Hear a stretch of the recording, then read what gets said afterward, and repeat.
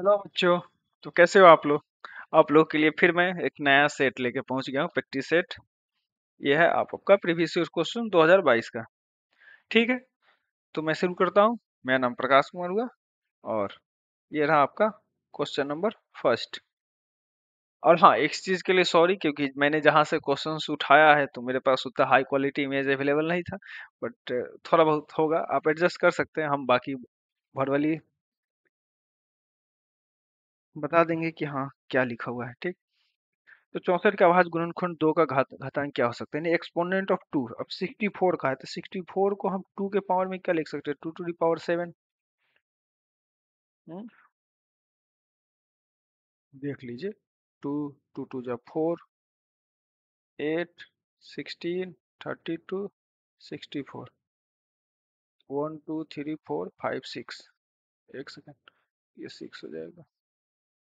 2 to the power 7, हाँ ठीक है, 2 टू द पावर 6। तीन आंसर मेरा हो गया 6। Okay, next question. HCF of P Q and LCM of P Q is equal to. तो ऑलरेडी बोला था कि किसी का अगर एचसीएफ और एलसीएम दोनों का प्रोडक्ट है तो ये बराबर क्या हो जाता है? दोनों नंबर के गुणनखंड के बराबर होता है, यानी option number A. Next question, किसी बहुपद की घात कितनी हो सकती है? तो किसी बहुपद का घात करने का मतलब कि उसका जो हम एक्सपोनेंट पे जो पावर लिखते हैं, तो एक्स टू डी पावर 0 भी हो सकता है, एक्स टू डी पावर 1 हो सकता है, एक्स टू डी पावर 2, इसी तरह करके करते कुछ भी नंबर हो सकता है। तो भिन्न संख्या तो फ्रैक्शन में तो बिल्कुल भी नहीं होगा, यही देखो फ्रैक्शन लिखा है। निगेटिव इंटीजर, अब बहुपद बोला है तो इसलिए हम इसको फिलहाल पूर्ण संख्या देंगे। बाकी इसमें से कोई भी नहीं हो सकता है, क्योंकि जब बहुपद की बारी आती है तो आप याद कीजिए 1/x। अब इसको टेक्निकली क्या लिख सकते हैं? X to the power -1। और इस टाइप वाले चीजें कभी भी हो क्वाड्रेटिक इक्वेशन या रैखिक समीकरण या व्हाट एवर थिंग्स, इसमें वो कंसिडर नहीं होता था। तो यानी ऋण पूर्णांक यानी निगेटिव इंटीजर भी नहीं हो सकता। ओके, ठीक है, next question. The graph of the polynomial equation is. तो सर्कल बिल्कुल नहीं होगा, ठीक है, यानी वृत्त बिल्कुल नहीं होगा। स्ट्रेट लाइन, क्योंकि पॉलिनोमियल है तो स्ट्रेट लाइन भी नहीं होगा। पाराबोला हो सकता है, क्योंकि ये पाराबोलिक कर्व होता है। आप कभी भी इसको टच कीजिएगा तो ये ग्राफ ऐसा भी हो सकता है, ऐसा भी हो सकता है और ऐसा भी हो सकता है। ये तीनों ग्राफ का मतलब अलग अलग है। जब डी का वैल्यू 0 के बराबर हो तो बीच वाला होगा, डी का वैल्यू जब 0 से बड़ा हो तो ये होगा, डी का वैल्यू जब 0 से छोटा हो तो ये नीचे वाला होगा। अब ये कैसे है? अभी शायद आप लोगों को 10th लेवल पे नहीं पढ़ना, बट 12th में जाइएगा तो इसके बारे में और डिटेल्स पढ़ना होगा, ये ग्राफ वाली चीजें कैसे काम करती है। फिलहाल आप पाराबोला यानी परविलय पे ले सकते हैं। नेक्स्ट क्वेश्चन, शून्य को 2 8 की बहुपदों की संख्या क्या होगी? तो द पोलिनोमियल ऑफ 0,000। ठीक है, तो इसको, हाँ जिसको सिंपल सा बात है, ऑलरेडी बोल दिया है शून्य 2 8 वाली बहुपदों की संख्या कितनी हो सकती है। तो, क्योंकि अब किसी एक इक्वेशन है, सपोज डेट, क्योंकि जीरोज दो है तो मान के चलते हैं कि हमारा ये क्वाड्रेटिक इक्वेशन, मानना क्या है, दो जीरोज है तो क्वाड्रेटिक इक्वेशन ही हो सकता है। ठीक, तो एक्स स्क्वायर मतलब A X square B X plus C. लेकिन ये कोई जरूरी नहीं है कि हाँ जो दो वैल्यू आए हैं ये आपका क्वाड्रेटिक इक्वेशन को ही सेटिस्फाई करेगा। तो शून्य, द नंबर ऑफ पोलिनोमियल्स 0,000, तो बहुत सारा हो सकता है, केवल एक नहीं होगा। ठीक, क्योंकि हो सकता है पार्टिकुलर इक्वेशन में X and B, X equal to 2 and X equal to 8 की दोनों वैल्यू उस पार्टिकुलर इक्वेशन को सेटिस्फाई करे। बट उस टाइप का इक्वेशन और भी हो सकता है जिसका घात क्या बोलते हैं, क्योंकि हम पोलिनोमियल की जब बात आती है तो हम कुछ ऐसा भी पोलिनोमियल जनरेट कर सकते हैं, जैसे कि एग्जांपल में ही है कि A X cube plus B X square plus C X plus D, जहाँ पर हो सकता है कि ये सब के ए बी सी डी जो भी है तो कहीं पे निगेटिव है कहीं पे पॉजिटिव हो। तो यानी टेक्निकली कहा जाए तो ये 2 8 जो वैल्यू है ये मतलब मिनिमम अगर कहा जाए तो आंसर 2 होगा। लेकिन ऐसा कुछ क्लियरली नहीं कहा गया है बहुपदों की संख्या कितना हो सकता है। तो इसको हम इनफाइनाइट कह सकते हैं, क्योंकि ऐसे हमारे पास बहुत सारे बहुपद हो सकते हैं जो सेम वैल्यू को सेटिस्फाई करें।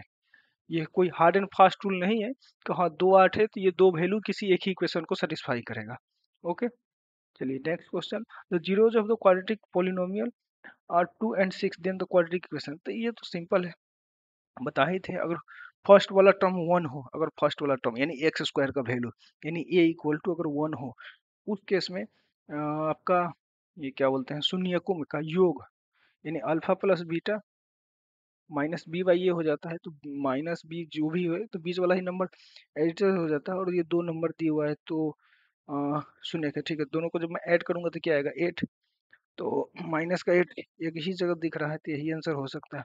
और लास्ट वाला अल्फा इंटू बीटा क्या होता है प्लस सी बाई ए, तो प्लस सी बाई ए तो अल्फा इंटू बीटा क्या हो जाएगा 6 इंटू 2 यानी 12 आंसर। तो यहाँ पर मेरे को एक ही ऑप्शन दिख रहा है। Zeros of the quadratic polynomial, ठीक। अब इस क्वाड्रेटिक पोलिनोमियल का जीरोज बोला है, तो हम जीरोज केस में कैसे फाइंड आउट करते हैं? पहला तो ऑप्शन है कि जीरो से इक्वेट कर दो, ठीक है, डेट इज फाइन। उसके बाद क्या है कि एक सेकंड, जीरो से क्वाड्रेटिक और हमको फाइंड आउट नहीं करना है, निगेटिव है कि पॉजिटिव होगा यही बस बताना है। तो उस केस में सबसे बेस्ट रूल जो है D equal to B square minus 4ac। अब बी का वैल्यू बीच वाला है तो 16, अब 16 16 का स्क्वायर करेंगे तो 16 का स्क्वायर करेंगे तो कितना हो जाएगा? हम्म, एक सेकेंड,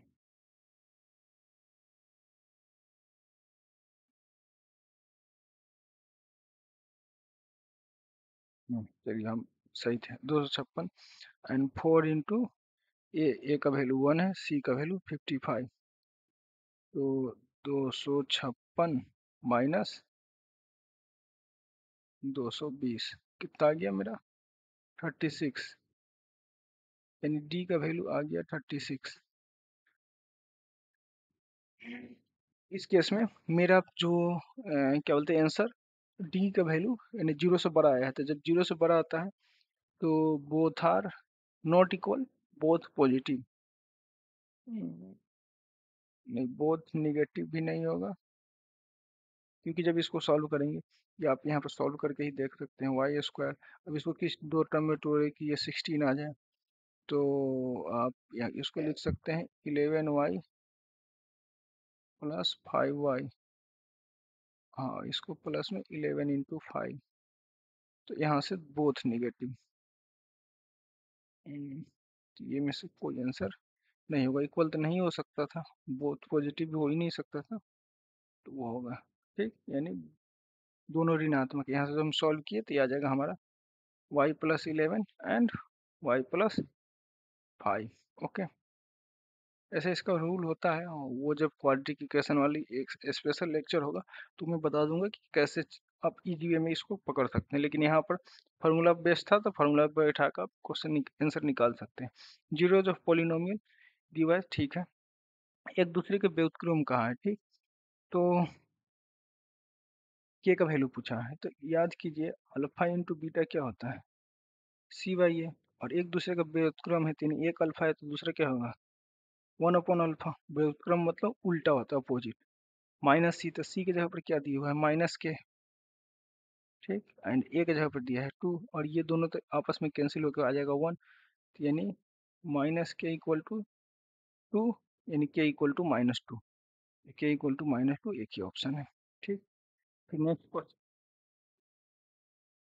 दिया है तो P1 का मान है, तो जहां जहां x वहां पे 1 डाल दीजिए, तो 1 का स्क्वायर 1 प्लस 5 माइनस 12, तो 6 यानी -6 आंसर आया, ठीक। Next question, the solution of pair of equation, ठीक है, इस पेयर ऑफ इक्वेशन का सॉल्यूशन क्या होगा?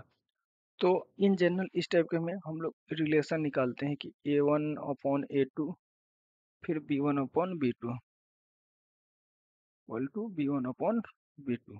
पहले इसी दो को देखते हैं कि बराबर है कि नहीं, तो टू एक का वैल्यू केवल कंसीडर करना था, 2/6 इक्वल टू 4/12, तो ये देखो 1/3 आ रहा है, तो यानी एक हल तो हो ही नहीं सकता, यानी वन सॉल्यूशन, ठीक, दो हल जैसा कुछ होता नहीं है। हम्म। और उसके बाद हाँ केवल ये है, तो इस केस में क्या बोलते हैं इनफाइनाइट मेनी सॉल्यूशन होगा, क्योंकि ये अ, दोनों एक दूसरे को पैरेलल लाइन है। हम्म, एक सेकेंड, ये लाइन और ये लाइन, ये इसका रिलेशन सेम नहीं है, नहीं, तो ये भी नहीं होगा, नो सॉल्यूशन होगा। ठीक, next, which of the following is not a, क्योंकि ये जो है ये पैरेलल लाइन होंगे, तो पैरेलल लाइन कभी भी एक दूसरे को इंटरसेक्ट नहीं कर सकता, जब इंटरसेक्ट नहीं करेगा तो उसका कोई सॉल्यूशन नहीं होगा, तो नो सॉल्यूशन होगा, ये पैरेलल लाइन है। ठीक, part of, next, which is the not a part of central tendency. ठीक, तो इस केस में जब सेंट्रल टेंडेंसी की बात आती है तो हमने जो पढ़ा है उसमें मीन आता है, मीडियन आता है एंड मोड आता है, लेकिन स्टैंडर्ड डेविएशन है वो सेंट्रल टेंडेंसी का पार्ट नहीं है। तो यहाँ पर ऑलरेडी कहा है नोट, उसके हिसाब से ये तीन ऑप्शन तो हो ही नहीं सकते, यही होगा। और ऐसे भी ये सुना सुना आप लोगों को लग नहीं रहा, तो मान के चलिए कि नहीं ये होगा। Next question, the mode of the observation, तो मोड में क्या होता है, जिसका अपीयरेंस मोर देन, मतलब सबसे हाईएस्ट नंबर ऑफ फ्रीक्वेंसी हो। तो यहाँ पर हमको 15 दिख रहा है 3 टाइम्स, बाकी तो दिख नहीं रहा है, तो आंसर हो गया मेरा 15। The mean of the first 5 natural number, ठीक है, तो फर्स्ट 5 का यही होता है, क्योंकि सबका सम करो तो 15 आएगा, और उसको डिवाइड कर लो तो 3 आ जाएगा, 5 से तो कट हो गया। ठीक है, माध्यम, माध्यम कहता है कि पहले आप इसको उसको क्या बोलते हैं, असेंडिंग ऑर्डर में सजाओ, यानी बढ़ते क्रम में सजाओ, बढ़ते क्रम में सजाओ, और ठीक अगर ऑड नंबर है तो ठीक बीच वाला नंबर होगा।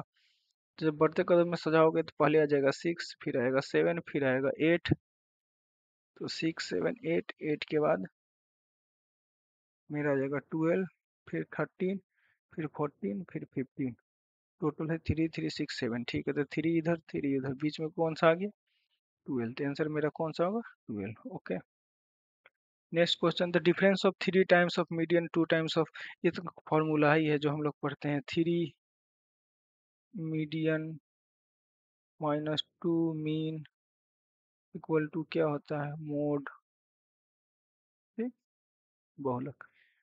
एरिया ऑफ इक्विलेटरल, तो ये भी फार्मूला है, √3/4 भुजा स्क्वायर, तो साइड अगर ए है तो ए स्क्वायर।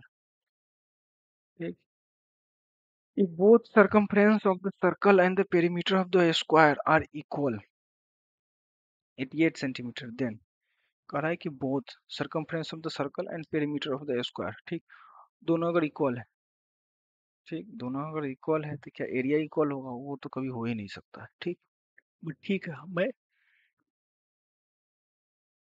देख लेता हूँ,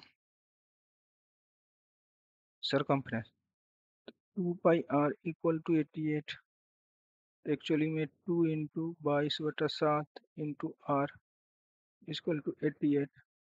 ठीक, और स्क्वायर, पेरीमीटर ऑफ स्क्वायर, तो 4 × a × 88, तो ये 22, और मीन ए का वैल्यू आ गया 22 22, और यहाँ पर इसका वैल्यू, ये दोनों 44, ये 2 टाइम्स में कैंसिल हो गया, आर का वैल्यू आ गया 14, ये हो गया 22, तो टेक्निकली 22/7 इंटू 14 तो 22 दूना 44, और इधर से मेरा हो जाएगा 22 का स्क्वायर। अब टेक्निकली देखो, एक 22 से एक 22 तो चला गया, लेकिन ये 14 दूना 28 है, यानी वो ज़्यादा है, यानी सर्कल का एरिया ज़्यादा होगा, वृत्त का क्षेत्रफल ज़्यादा होगा।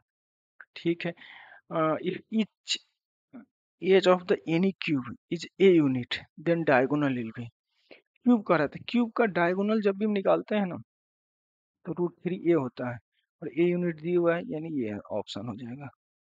ठीक, the volume of the right circular कौन कह रहा है, ठीक है, तो 1/3 πr² तो 1/3 πr², 1/3 πr²। Okay, the ratio of the area of 2 circle, ठीक है, then ratio of their radii, तो इसका ठीक आधा कर दो तो 4 का हो गया 2, आधा इन द सेंस ऑफ कि इसका अंडर रूट कर दो, अगर यही रेडियाई दिया रहता तो वो उसका स्क्वायर हो जाता। Okay, in general term AP, ठीक है, देन कॉमन डिफरेंस, तो कॉमन डिफरेंस हमेशा जो भी एन वाला टर्म होगा ना उसका जो कोफिशिएंट होगा वही होगा, इसका कोफिशिएंट क्या है, -2, minus, which of the term, ठीक है, जीरो, इसमें से बोल रहा है कि जीरो कौन सा टर्म होगा, तो इन जनरल देखो जीरो पे जाके टर्मिनेट करने खत्म ही हो जा रहा है, और ये कितना नंबर पीछे जा रहा है? तो 6 6 नंबर पीछे जा रहा है। तो जब 6 6 नंबर पीछे जा रहा है तो इसको 6 से डिवाइड करो। तो कितना गया? 6 दूना 12, 6 का ही 6।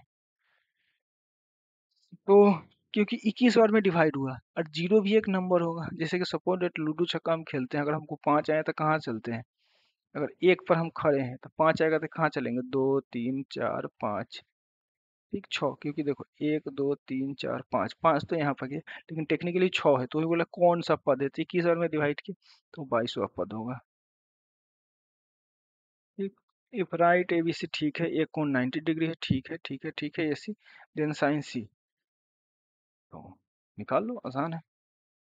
ऐसे तो फॉर्मूला भी बहुत सारे होते हैं, but A C A B सी, ये 13 है, ये ए बी 12 है, ये 5 है, तो सी बोला है, तो साइन सी। ठीक, तो साइन सी बराबर क्या होता है? अब इसके रेस्पेक्ट में बोला है, साइन होता है परपेंडिकुलर अपॉन बेस, तो 12/13। Okay, next question. तो नेक्स्ट क्वेश्चन कर रहा है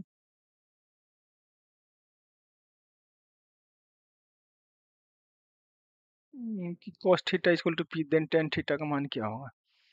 तो cos theta equal to P, तो टेक्निकली देखो नीचे वाला पार्ट 1 हो गया, 1 हो गया ना, और उसी में हम अगर साइन थीटा निकालें, साइन थीटा बराबर क्या हो जाएगा? तो नीचे का पार्ट तो 1 होगा, लेकिन ऊपर वाला पार्ट निकालने के लिए इसके स्क्वायर से इसके स्क्वायर को घटाकर अंडर रूट डालना होगा।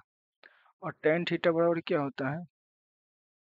साइन का ऊपर वाला और कॉस का ऊपर वाला, यानी ऑप्शन नंबर 1।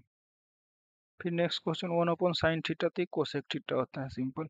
फिर sec theta into cos theta, तो कॉस को हम लिख सकते हैं 1/sec b। फिर दोनों एक दूसरे को कैंसिल कर देगा, आंसर आ जाएगा 1।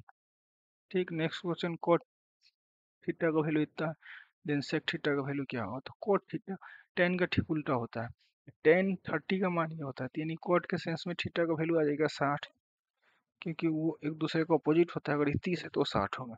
और सेक 60 का वैल्यू, तो सेक याद कीजिए किसका उल्टा है? कॉस का, और कॉस 60 क्या होता है?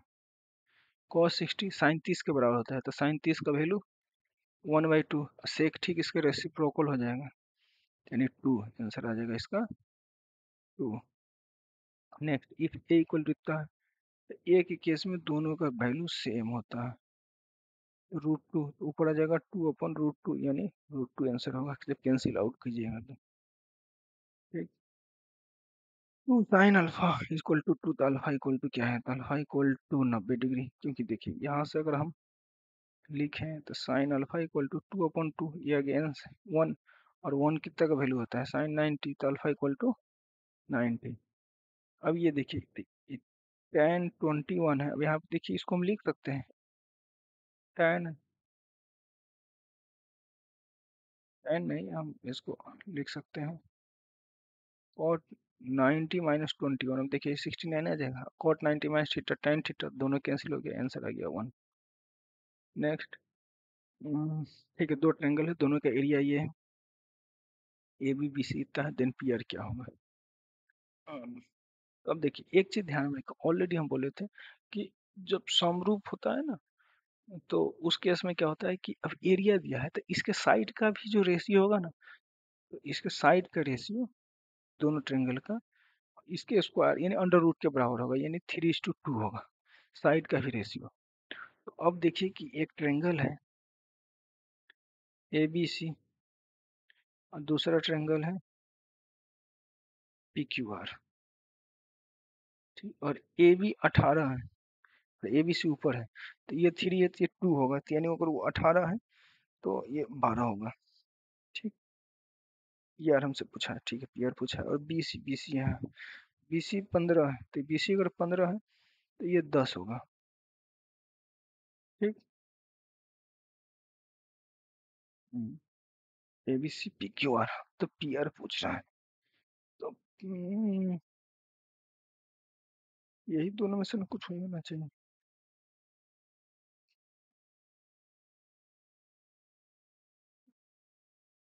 एंगल यहाँ पर दिया हुआ नहीं,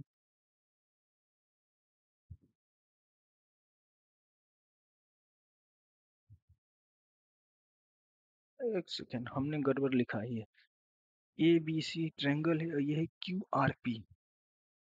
ठीक, यानी ये हो गया क्यू, ये हो गया आर, ये हो गया पी। फिर से बता रहा हूँ,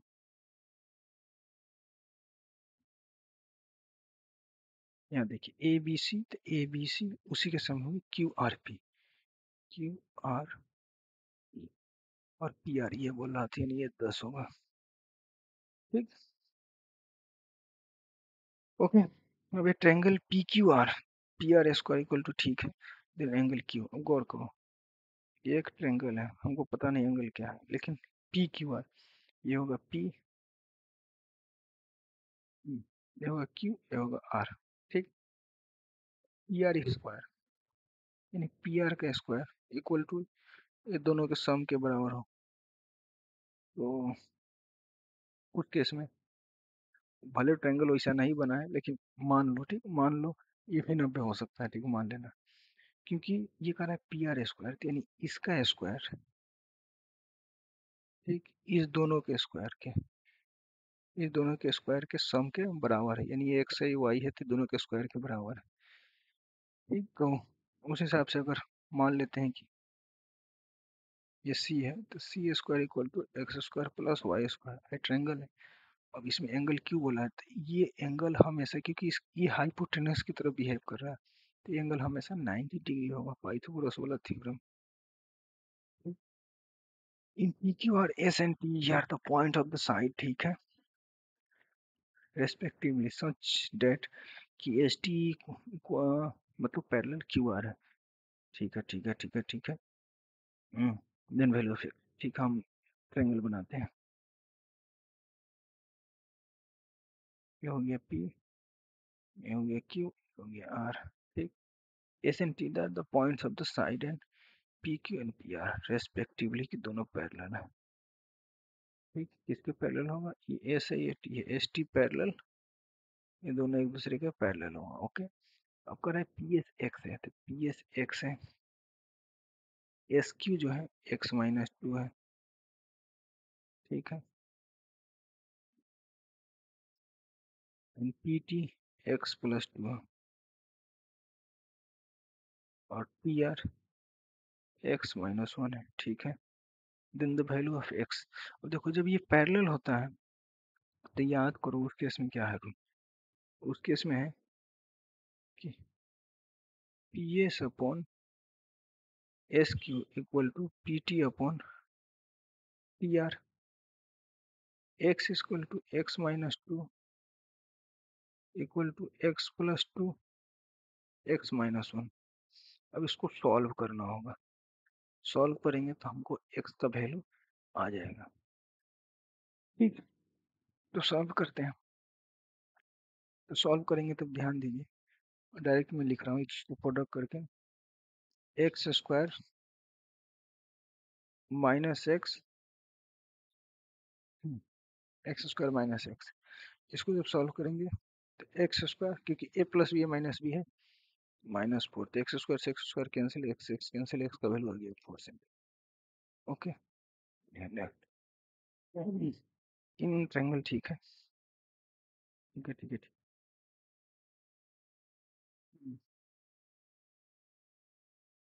सेम क्वेश्चन है,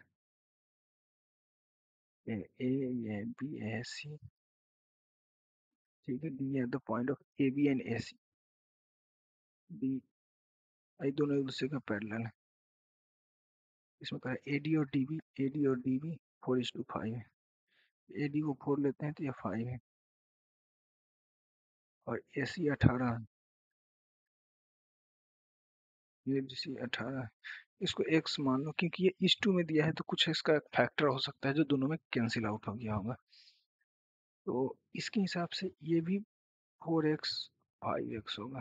ठीक, क्योंकि याद कीजिए वो थेल्स थ्योरम के अकॉर्डिंग ए डी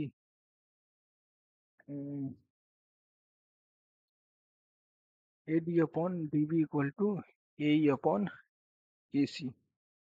ठीक, तो अगर ये 4:5 है तो ये भी 4:5 होगा। तो ए मेरे से पूछा है कि ए का वैल्यू क्या होगा, अगर वो 18 है टेक्निकली दोनों को ऐड करके देखो तो ये 4:5 कितना हो गया, 4 और 5 9, यानी हर एक एक्स का वैल्यू ट्वाइस हो गया, यानी मतलब ट्वाइस का नहीं होता कि 2 के बराबर है। ये 4x है, तो 4x को 2 से मल्टीप्लाई करेंगे तो यही का वैल्यू कितना आ गया, 8, नीचे वाला 10, 8:10, क्योंकि दोनों का सब रेशियो निकालेंगे तो हमको 4:5 आ जाना चाहिए। यही का वैल्यू पूछा है हमको, यही का value 8। Next question, the distance between two parallel tangents drawn on a circle and radius 6। Distance between two parallel है, टेंजेंट का तो समझे, ये सर्कल है, सर्कल ही मान लो, टेंजेंट है कि टेंजेंट इधर है इधर है, दोनों एक दूसरे के पैरेलल है, रेडियस 6 है तो 6 okay. Next, how many tangents can be drawn external point, एक सेकंड, एक एक्सटर्नल पॉइंट है तब ओनली 2 होगा रीजन। अब ये एक्सटर्नल पॉइंट है तो एक इधर एक इधर, बाकी कितने खींच दो लाइन सेम ही रहेगा, यहाँ पर मल्टीपल दिख रहा है बट वो एक ही लाइन रहेगा, यानी 2 maximum. In a given figure A O B, ठीक है, ए ओ बी अगर ये 130 है तो ये दोनों आधा आधा होगा, यानी बराबर होगा, ये 65, ये भी 65 होगा। तो वैल्यू ऑफ ए पी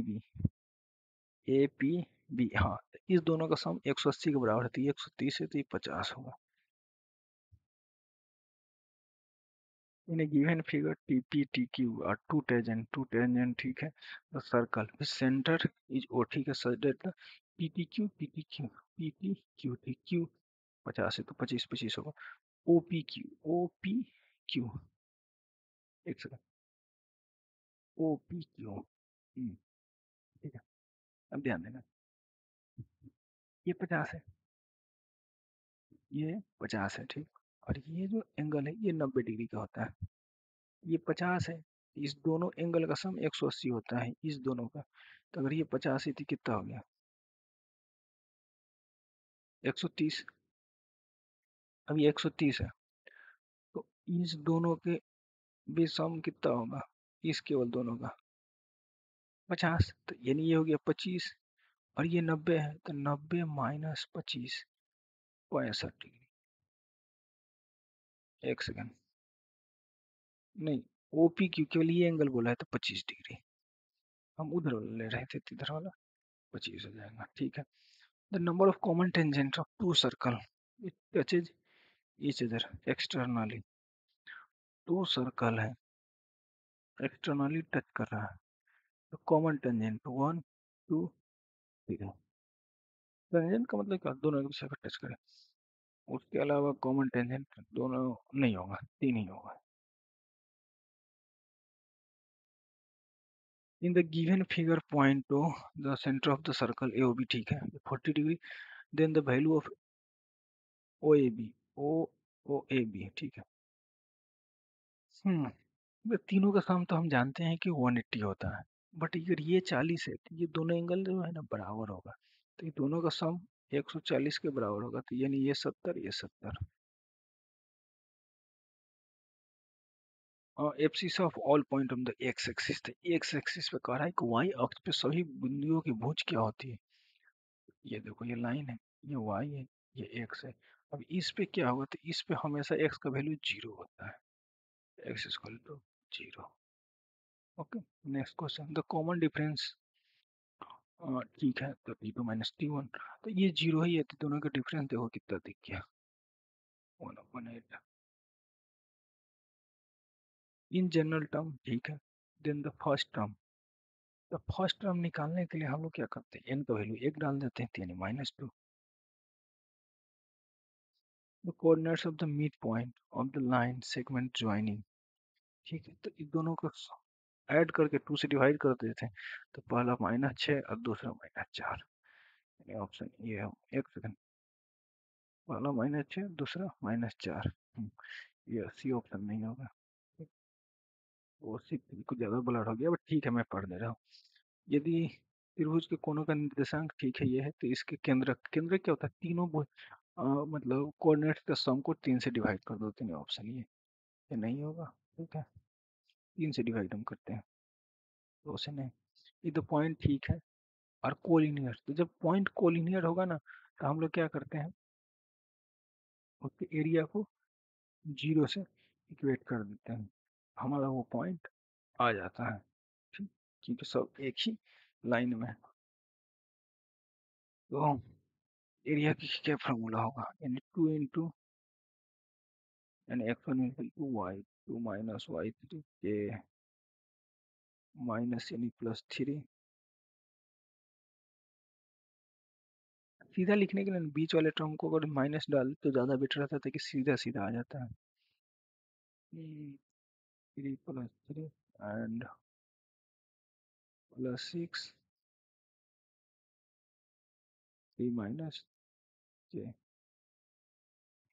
अब इसको जीरो से इक्वेट कर दो, तो 6 4 जा 24 के +6 18 माइनस 6 के इक्वल टू 0, यानी -4 के 18 6 24 24 24 कैंसिल, यानी के का वैल्यू 0, यानी हमको के का वैल्यू 0 आ गया। ठीक है, नेक्स्ट क्वेश्चन। ये द वर्टाइसेस ऑफ ट्रायंगल, ठीक, देन पेरीमीटर, परिमाप यानी चारों तरफ का वर्टाइसेस दिया है, तो निकालेंगे तो और टेक्निक है, लेकिन हम अगर इस लाइन पे समझ जाए तो आसानी से निकल जाएगा। एक यही पॉइंट है, ठीक, दूसरा पॉइंट 3 यानी एक्स में 3 3 0 और 0 4 यानी वाई में 4 0 0 4, क्योंकि सेकेंड वाला कोऑर्डिनेट केवल वाई को दिखाता है। तो ये हमारा ट्रायंगल हो गया। ये है हमारा डिस्टेंस, यहाँ से यहाँ के बीच में 3, यहाँ से यहाँ 4 3 7, तो 7 तो हो गया, 7 से ज़्यादा होगा, कम नहीं होगा, इतना तो कंफर्म है। ठीक? और ये 90 डिग्री आता है। तो अब ये दोनों भुजा है, तो इसको निकालने का फॉर्मूला तो सबको पता है, 4 चौका 16 3 3 9, यानी दोनों को ऐड करेंगे तो कितना आएगा 5, 4 3 7 5 12। ऐसे भी 3 4 है तो दूसरा 5 ही होगा। एरिया ऑफ ट्रायंगल फॉर्म, ठीक है, एक तो तरीका फॉर्मूला बैठा दे, दूसरा तरीका है कि हम लाइन के बेसिस पे सॉल्व करें। 3 0 यानी 3 0 यहाँ पे आ गया, और ठीक है, ये फिर ज़्यादा दूर हो जाएगा, इसको नज़दीक कर लेते हैं। मान लेते हैं 3 0 यहाँ पे है, और दूसरा 7 0 यहाँ पे है, तीसरा 8 4 8 एंड 4 ये पॉइंट, पेपर पीछा हो गया।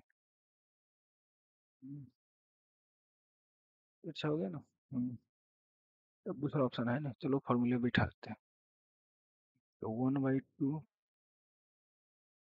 मोड के साथ लिखते हैं, x1 3 into this minus this, यानी माइनस का 4 -7, फिर दिस माइनस दिस तो माइनस का 4, फिर प्लस का 8, दिस माइनस दिस, तो ये दोनों हो गया 0। ये तो हो गया कैंसिल, 7 चौका 28 12, देखो ये माइनस का 12 ये प्लस का 28, दोनों कैंसिल आउट करके मेरे को कितना देगा, 16 16 देगा ना, ये देगा 16, क्या आ गया 1/2 इंटू 16, आंसर कितना आ गया 8।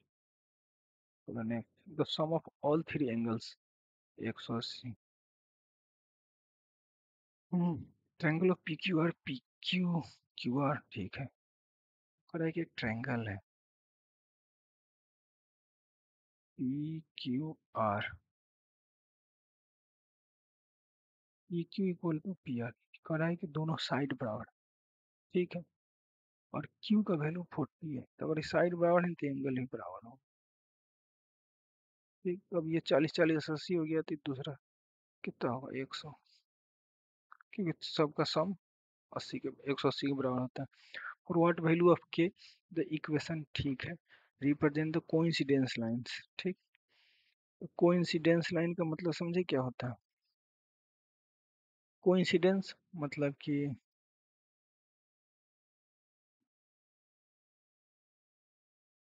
एक सेकेंड, हाँ, कोइंसिडेंस मतलब कि ये एक लाइन है और दूसरा भी लाइन इसी पे आ गया, जिसमें इनफाइनाइट मिनी सोल्यूशन, तो इनफाइनाइट मिनी सोल्यूशन का रिलेशन क्या होता है? A1/A2, B1/B2, C1/C2, C2, ठीक। A1/A2 तो A का वैल्यू 1 3, B1 का वैल्यू 2 के एंड 3/9। देखो तो ये 1:3 है, तो ये 1:3 का रेशियो होना चाहिए, यानी 6 होगा। K का वैल्यू 6। नेक्स्ट क्वेश्चन में कर रहा है वही, जस्ट अभी हमने जस्ट जो पीछे लॉजिक बनाया था कि हाँ तीनों इक्वल हो तो क्या होगा, इनफाइनाइट सॉल्यूशन होगा। नेक्स्ट क्वेश्चन, इनमें से कौन सा द्विघात समीकरण नहीं है? तो क्वाड्रेटिक इक्वेशन कौन सा नहीं है, सॉरी कौन सा है? तो गौर करो कि यहाँ पर हमारा जब इसको सोल्व करेंगे तो x⁴ हो जाएगा, इसको भी सोल्व करेंगे तो यहाँ भी x⁴, इधर x3, तो ये सब तो हो ही नहीं सकता। और यहाँ पावर फ्रैक्शन में नहीं होना चाहिए, नेगेटिव नहीं होना चाहिए, केवल एक ही ऑप्शन है जो हो सकता है, नॉट क्वाड्रेटिक। इसमें से कौन सा क्वाड्रेटिक इक्वेशन नहीं है? गौर को इसको भी सोल्व करेंगे तो x⁴ दिए हुआ है, तो यही नहीं हो सकता, बाकी सब सही है। नेक्स्ट, तो क्वाड्रेटिक इक्वेशन इक्वल रूट, जब इक्वल रूट्स का रहा है तो उस केस में क्या होगा? तो इस केस में क्या है, दोनों का वैल्यू सेम हो। उस केस में गौर कीजिए, alpha plus beta minus B Y ये होता है, तो माइनस बी की जगह पे minus N minus P upon 2, इस इक्वेशन से 2 अल्फा। और ये 2 अल्फा है कि, और दोनों इक्वेशन दोनों रूट्स इक्वल है, एक अल्फा है तो दूसरा भी अल्फा हुआ, तो 2 अल्फा। इसको सोल्व किया तो पी का वैल्यू 4 अल्फा आ गया। और दूसरा होता है कि गुण, मूलों का गुणनफल, मूलों का गुणनफल, एक अल्फा है दूसरा भी अल्फा हुआ, तो अल्फा स्क्वायर P/2। तो उस केस में क्या हो गया हमारा, P = 2 अल्फा स्क्वायर। अब देखो P का वैल्यू मेरा 4 अल्फा है और P का वैल्यू 2 अल्फा स्क्वायर है, दोनों को इक्वेट कर दे। तो दोनों को जब इक्वेट करेंगे तो यहाँ देखो क्या होगा, 4 अल्फा = 2 अल्फा स्क्वायर, और 4 अल्फा को हम उधर ले गए तो माइनस में 2 अल्फा कॉमन कर लिए, अल्फा माइनस 2, तो अल्फा का वैल्यू 0 और 2। जब ये वैल्यू है तो उस केस में P का वैल्यू अगर 4 अल्फा है, यहाँ पर देखो तो अल्फा का वैल्यू 0 पे 0 और 2 पे 8। ओके, नेक्स्ट क्वेश्चन है नो रियल रूट। तो नो रियल रूट्स के लिए क्या होगा, डिस्क्रिमिनेंट, विवेचक जो है 0 से छोटा होना होगा। b² - 4ac, p की जगह पर k² - 4, ac का वैल्यू डालिए k² - 16। तो गौर करो कि ये वैल्यू 0 से छोटा कब कब हो सकता है, अगर 4 डाल देंगे तो 0 के बराबर हो जाएगी, नहीं 4 से छोटा कुछ भी वैल्यू यहाँ पे डालो, -4 और +4 दोनों, उस दोनों के बीच का कोई वैल्यू डालो, आंसर नेगेटिव देगा, तो ऑप्शन नंबर मेरा सी होगा। ठीक, नेक्स्ट क्वेश्चन है, यदि अल्फा बीटा द्विघात समीकरण के मूल है तो alpha plus beta minus root 3 क्या होगा? तो यहीं से देख के निकाल लो ना, अल्फा प्लस बीटा मूलों का योग क्या होता है, माइनस बी बाई ए का वैल्यू तो 0 है तो माइनस बी, अब माइनस ऑलरेडी इसमें है तो माइनस -3√3 -√3। तो गौर करो तो क्या गया, 3√3 -√3। मान लो कि ये 3 को √3 यहाँ पे 1 √3, दोनों को सॉल्व करोगे तो क्या 2√3 बचेगा। Next question, 14 from of the AP. अब ये देखो ये 3 का गैप, मतलब 4 का गैप, ठीक। तो 14 फ्रॉम बोल रहा है तो 4 गैप पे लिख दो, 14 को क्या लिख सकते, a + 13b, ए का वैल्यू 3 है और 4 का गैप है, 13×4 = 52, 55 आ गया। जब the following is an AP, तो ये टर्म कभी भी एपी में हो नहीं सकता, ठीक। 5 10 15 15 10 क्या पता नहीं,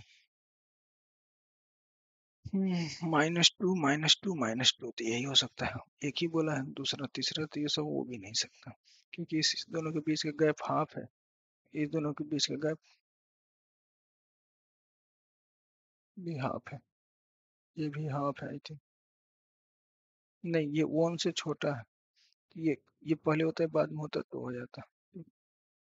the N term of the AP, ठीक, इस एपी का एन टर्म क्या होगा, तो एन इक्वल टू क्या होता है, a + n - 1 × d, ए का वैल्यू कितना दिया हुआ है 16 + n - 1, डी का वैल्यू कितना आ जाएगा, -5। सॉल्व करो, -5n वाला ही आंसर हो सकता है, तो ये और ये तो हो नहीं सकता, एक ही ऑप्शन दिख रहा है, बाकी सॉल्व कर लेते हैं।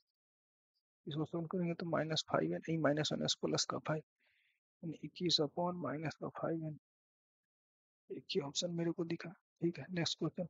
If the circumference and the area of an circle are the numerically equal, then diameter of the circle will be, if the circumference and the area of circle numerically equal, ठीक then, अच्छा दोनों का equal है, यानी numerically यानी numerical value equal है केवल, जैसे कि 2 pi R equal to pi R square. ठीक, जो भी वैल्यू है इक्वल आएगा। तो एक आर से एक आर गया, पाई से पाई गया, यानी आर का वैल्यू, टू डायमीटर का वैल्यू 4, क्या, the volume of sphere of radii है, तो वॉल्यूम क्या होता है स्फीयर का, 4 पाई आर स्क्वायर। अब पाई तो एज इट इज रहने देना है, 3 है तो 3 4 9 36। The circumference of the circle is 10 pi, then the area will be, circumference का है तो 2 pi r equal to 10 pi, pi से पाई कैंसिल, 2 से 5 बार में, तो r का वैल्यू 5 पाई आर स्क्वायर यानी 25 pi. Length and breadth of the height of the cuboid respectively, ठीक, then the length of its diagonal, तो डायगोनल का जब भी लेंथ निकालना होगा ना तो होता है अंडर रूट सबका स्क्वायर, तो 64 36, ठीक,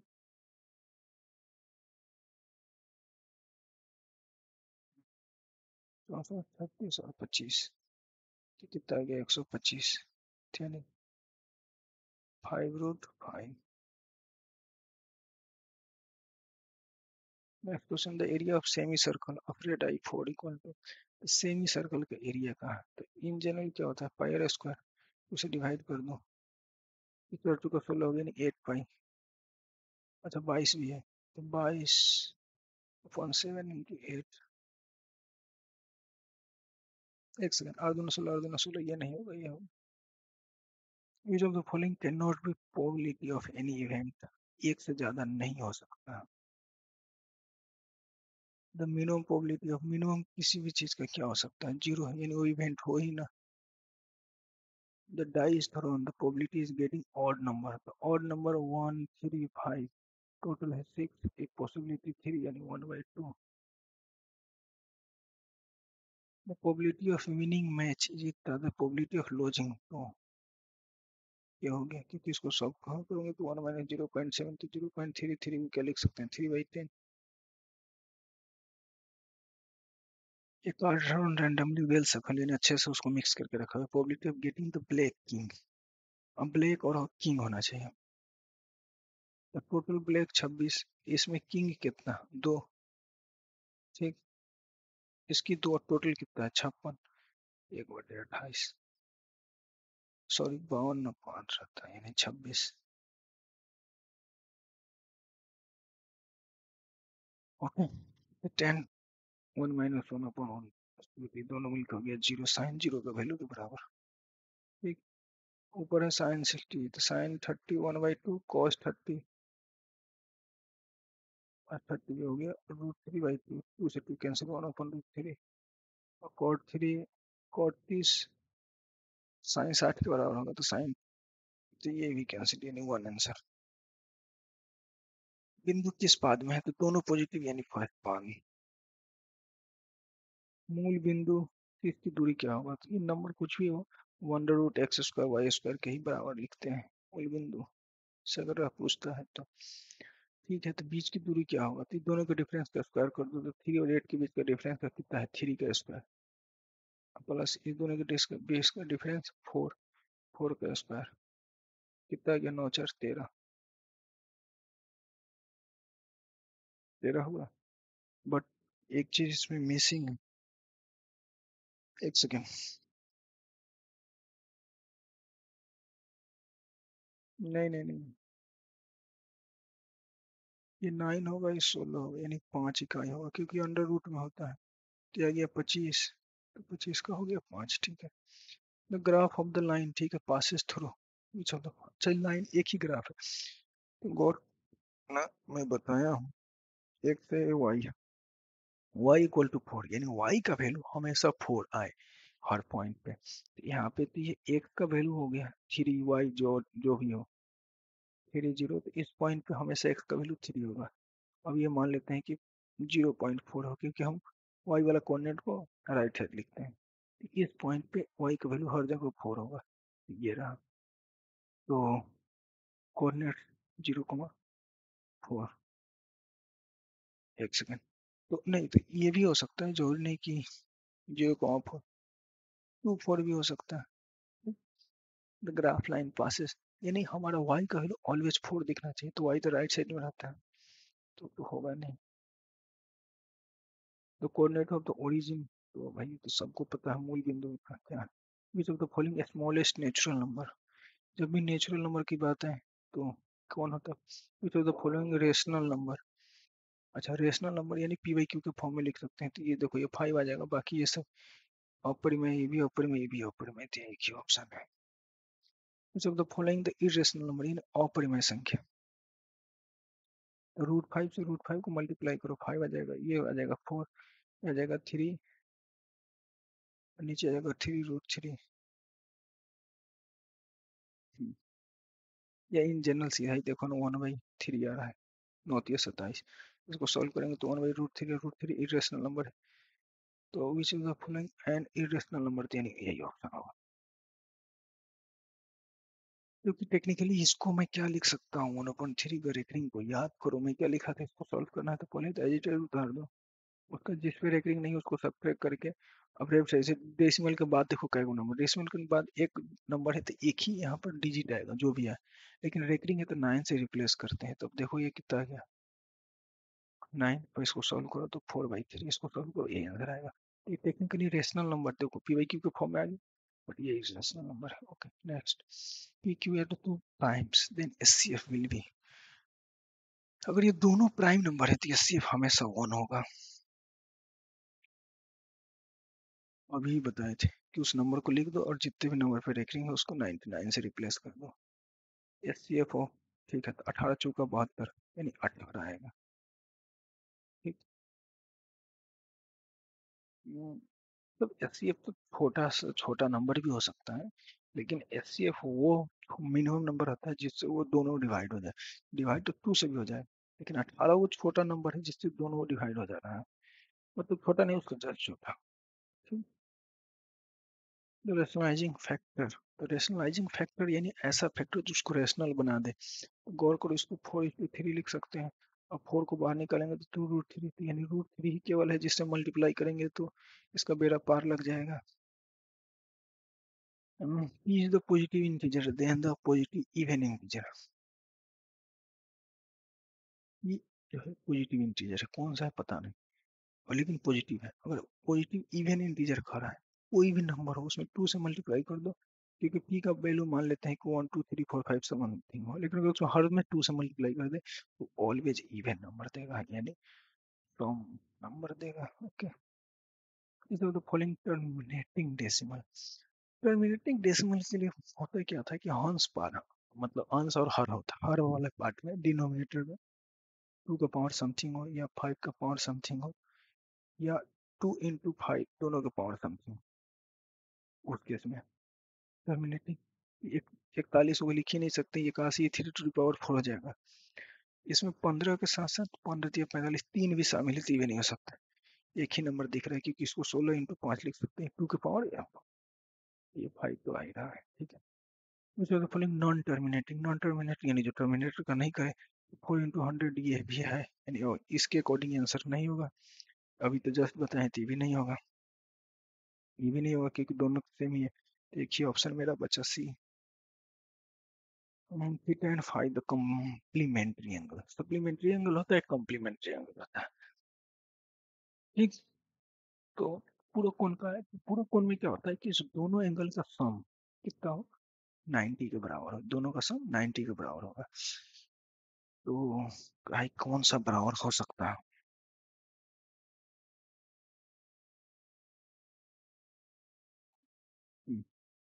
मे भी मान लेते हैं, अगर बराबर हो तो अब ये सही हो सकता है, ये सही हो सकता है। ठीक।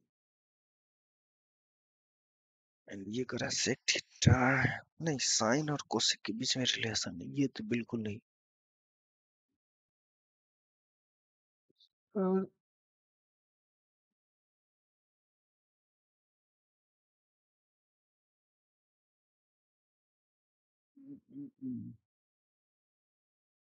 नहीं, ये नहीं हो सकता, क्योंकि वो कहा उसके हिसाब से यही हो सकता है। रीजन, अगर एक थीटा प्लस फाइव को हम क्या लिख सकते हैं, 90, थीटा क्या लिख सकते हैं, 90 माइनस फाइव। ठीक, अब गौर करो, दोनों की तरफ से सेक लगा दो, सेक इधर भी लगाओ, सेक इधर भी लगाओ, तो sec theta equal to sec 90 minus theta, तो क्या आ गया, कोसेक। अब फाइव है तो फाइव आ गया। ओके, ठीक है, 75 45, ठीक है। फिर गौर करो तो हम लिख सकते हैं साइन स्क्वायर 90 माइनस 75। ठीक, देखो sine 90 minus theta cos theta, तो साइन 75 कॉस 75, वन प्लस, देखो फॉर्मूला ही हम बताए थे, sec square theta minus tan square theta equal to 1। अब टेन को उधर ले जाओ, ठीक, टेन स्क्वायर थीटा, टेन उधर गया, अब ये इधर आएगा तो सेक स्क्वायर थीटा माइनस का 1 आएगा। अब हमको उस हिसाब से नहीं, यानी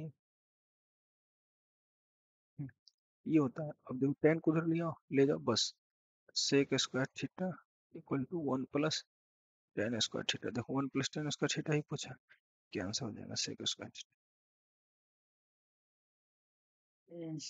इकहत्तर है, two sine square theta cos square theta, ये दोनों मिलकर हो गया वन, टू इंटू वन, ऐसे टू। फाइव को sec square theta cot square theta, तो ये दोनों मिलकर हो गया वन, फाइव जब कॉमन कर लोगे तो फाइव इंटू फाइव वन, क्योंकि हम बताए थे cosec square theta minus cot square theta one होता है। यदि थ्री इक्वल टू एट्टी, तो ए का वैल्यू क्या आ गया, ये अल्फा ही जो भी लो तो 60, और 60 का वैल्यू कितना होता है, साइन 30 के बराबर, यानी 1/2, 1/,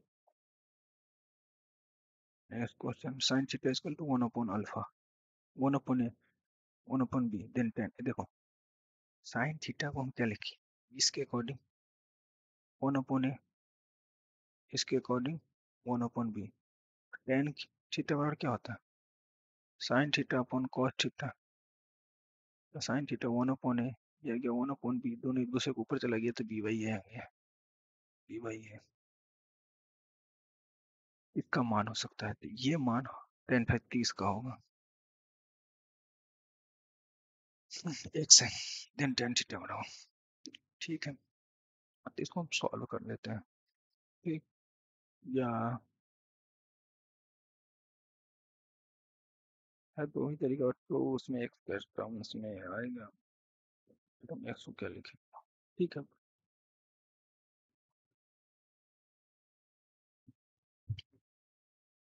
हम्म, करते हैं सॉल्व। हम्म,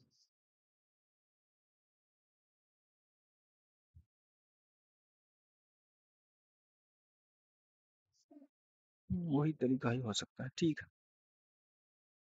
तो 1 upon cos theta plus sine theta upon cos theta equal to x, इसको सॉल्व करो तो 1 अपॉन साइन थीटा अपॉन में cos theta equal to x, ठीक। और ऊपर 1 प्लस 1 माइनस साइन थीटा नीचे, जैसे कि ये 1 प्लस साइन थीटा, अब मल्टीप्लाई कर दो 1 माइनस साइन थीटा से, अपॉन में कॉस थीटा और 1 माइनस साइन थीटा, दोनों को मल्टीप्लाई कर दो, ये एक्स हो गया, ठीक।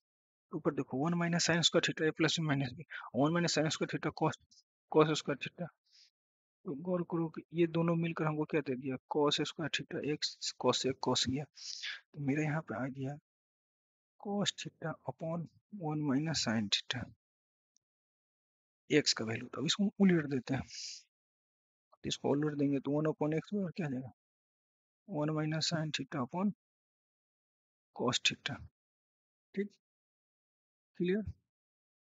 हम्म, हम्म, अब देखो 1 plus sine theta into cos theta एक है, अब ये, अब ये दोनों को हम क्या करते हैं, मल्टीप्लाई कर देते हैं, अब जब दोनों को मल्टीप्लाई करेंगे क्या आएगा,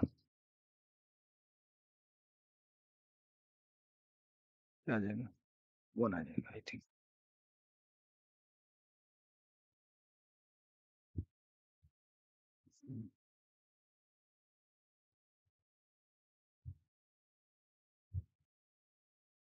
नहीं तो हम मल्टीप्लाई नहीं करेंगे, इसको भी सॉल्व कर देते। तो 1/cos थीटा क्या आ गया, sec theta minus tan theta equal to 1/x। ठीक, अब गौर करो, इससे हमको एक रिजल्ट निकला। क्या रिजल्ट निकला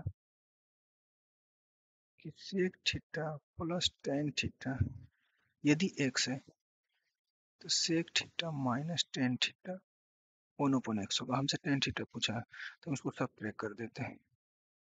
जैसे ही सब ट्रैक किए तो ये तो माइनस होगा, इसका सिंबल चेंज हो गया, दोनों कैंसिल। टू टेन थीटा बराबर x minus 1/x, tan theta बराबर X square minus 1/2x, X square X minus 2x।